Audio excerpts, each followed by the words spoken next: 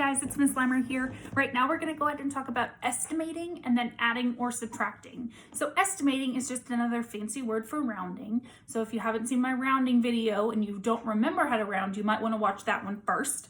But we're going to review it very quickly right now. So here's our rounding poster, and you can round to all different kinds of places. In this poster, we have rounding to the nearest 10 and to the nearest 100.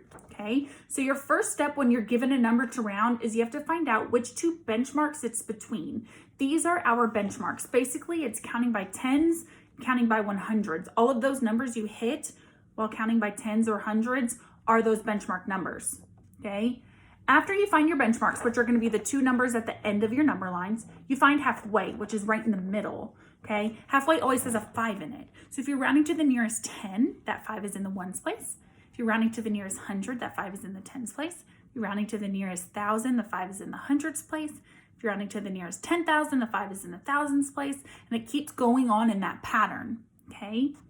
After you find your halfway, you plot the number. And plotting the number is just placing that number on the number line with a dot. And you have to make sure to label that number as well. And then you ask yourself, is it more than halfway, which would be this side, or is it less than halfway? Okay, if it's more than halfway, you round up, and if it's less than halfway, you round down.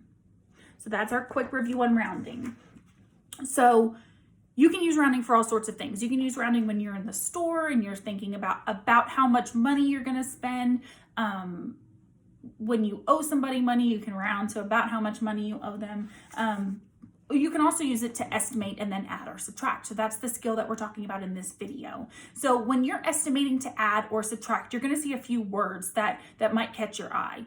About how many, okay? Estimate, what is the best estimate? Those words and phrases are going to give you a hint that you're going to need to round before you do the operation. And that's the important thing. So if it tells you to round and then add, you have to always round first and then add. You can't add and then round that answer, that sum. You have to round first and then add, okay? So we're gonna look at the adding portion first. So if you look at this, I wrote down an addition problem. I have 429 plus 367, and I was told to estimate, then add.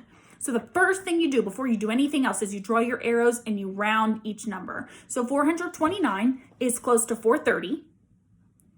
367 is close to 370. So I round my numbers and then I add. So I did 0 plus 0 is 0, 3 plus 7 is 10. Put your ones place at the bottom, your tens place at the top. 4 plus 1 is 5, plus 3 is 8. So I got 800. Once you get your estimated answer, you have to solve for the exact answer to see if they're close. So when you check it, if you get a number that is completely way different, then you're not close and you need to either check your rounded answer or your exact answer again. So here I have 9 plus 7, I got 16. Put your ones placed at the bottom, tens placed at the top. 2 plus 1 is 3, plus 6 is 9, 4 plus 3 is 7. So is 796 close to 800? Yes. So that was estimating and adding to the tens place. You can also estimate and add to the hundreds place. Now you're going to get a more exact answer if you estimate and add to the tens place versus to the hundreds place. But here it is. 429 gets rounded to 400. 367 gets rounded to 400. When you add 400 and 400 together, you get 800. And then when you check it with your standard algorithm, you get 796. And then you check, are they close? They are, okay? Same thing with subtraction. When someone tells you to estimate and then subtract, you have to round first and then add or subtract. So in this case, subtract.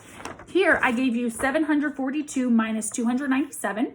So we're gonna round to the nearest 10 first. So here's 740. 297 goes to 300, okay? And then I subtract my rounded answer first. 0 minus 0 is 0. 4 minus 0 is 4. 7 minus 3 is 4. So I got 440. Then I have to check it using my standard algorithm, and I get 445. So I ask myself, are those close? They are, so I probably have the right answer. Another way you can subtract the same problem is by rounding to the hundreds place. So 742 rounds down to 700.